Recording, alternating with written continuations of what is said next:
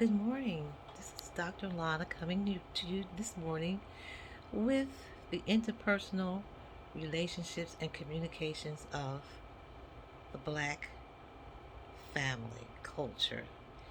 And I'm going to kind of narrow that down to African American culture. And the reason is because in America, in the United States, there is an abundance of black culture, of black people from um, many countries throughout the world, from Africa, from Australia, maybe England, the um, the Caribbeans, and that is because Africans were dropped off in all parts of the world when they were brought over from Africa. But narrowing it down to African American culture, speaking of Africans who were brought here to the United States from Africa many, many, many years ago. And we're talking about the culture of African Americans who, so to speak, are their babies. We are their babies. We are their offsprings. And so I'm going to be talking about the African American culture. Now, just realize that in the African American culture, there is much individuality. We don't all think the same, and so I'm not speaking for every African American. I'm just speaking in general because we all have different worldviews. We have different views of our community. We have we don't all eat the same. We all don't like the same music.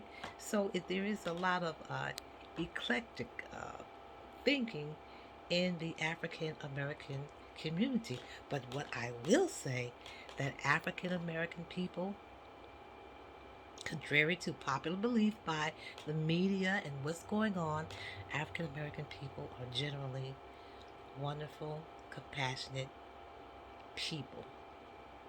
Very compassionate, and of course there are good and there are bad in every group in America and in this world, as a matter of fact.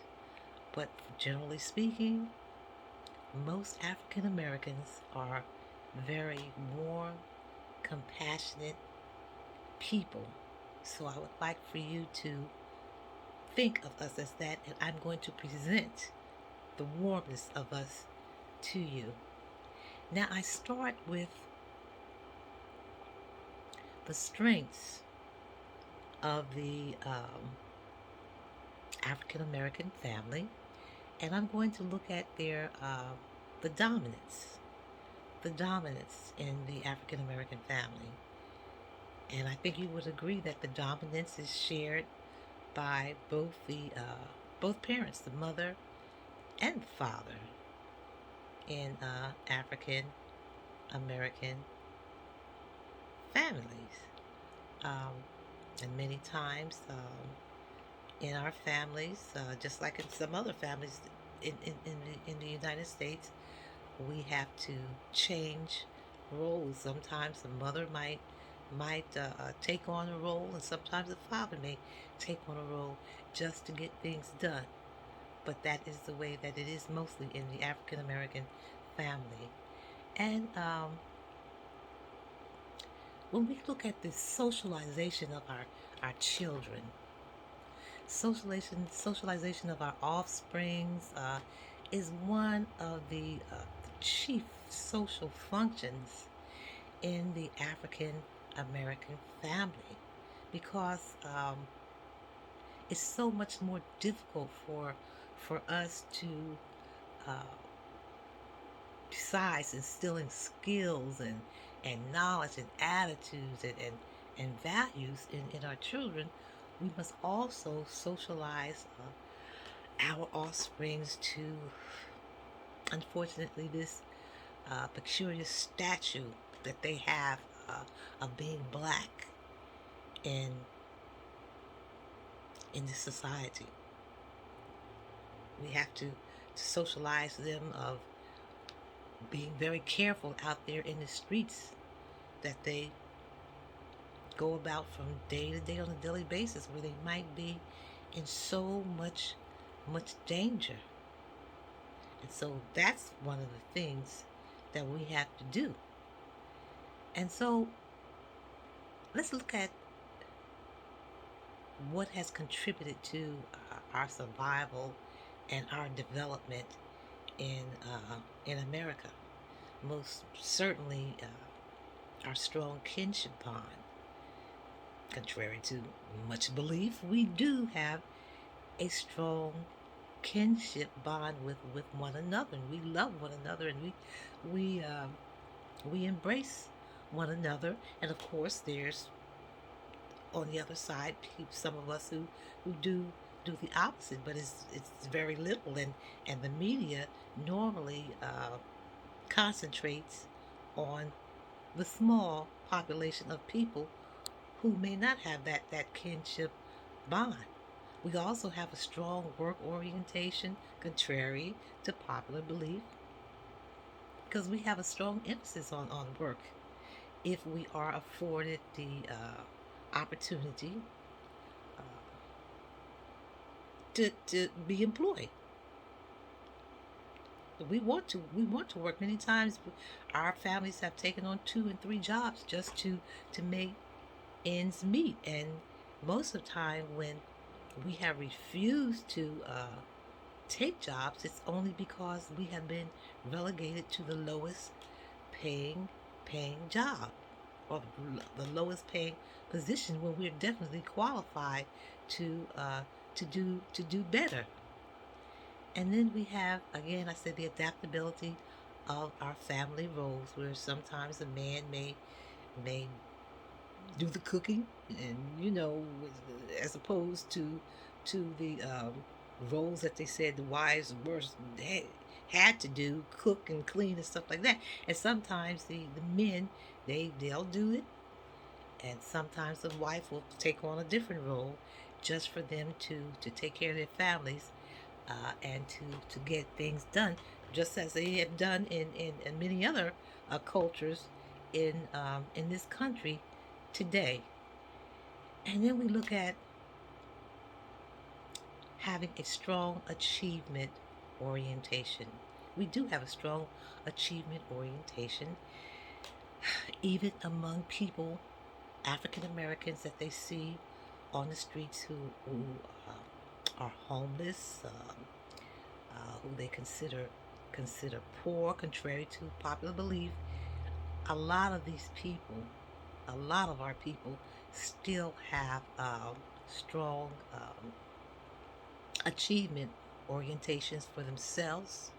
They don't want to be on the streets. They don't want their children on the streets. They wish that their children could have a good education, whether it be in college or whether it be at a trade school or whatever. But they have aspirations to see their children uh, become educated and move up in society, where they can become participating citizens. And so we look at our strong religious orientation, which has always served as a mechanism for us throughout our difficult times in history, throughout the difficult times, even when they, back in slavery, when they didn't want us to read the Bible, but they taught us things that was in the Bible to make us more obedient to them. But we couldn't read it, but we still held on to those things, and down through the civil rights movement, and even now holding on to that religious orientation.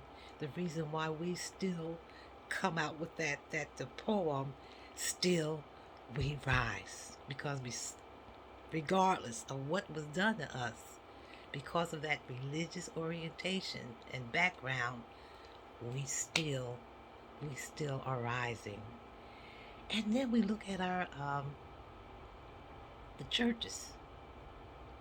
We don't all come from the same denomination. Some of us are Baptists. Some are come from diverse churches, the diverse denomination. Some of us are Catholic, Pentecostal, Unitarian, whatever. We come from all different walks of life when it comes to religion. But I will say that blacks are more likely to be affiliated with some form of church than white Americans are. And so, yes, some of us like emotions. Some of us clap in church. Some of us just sit there and take it in. But that is our culture in a nutshell.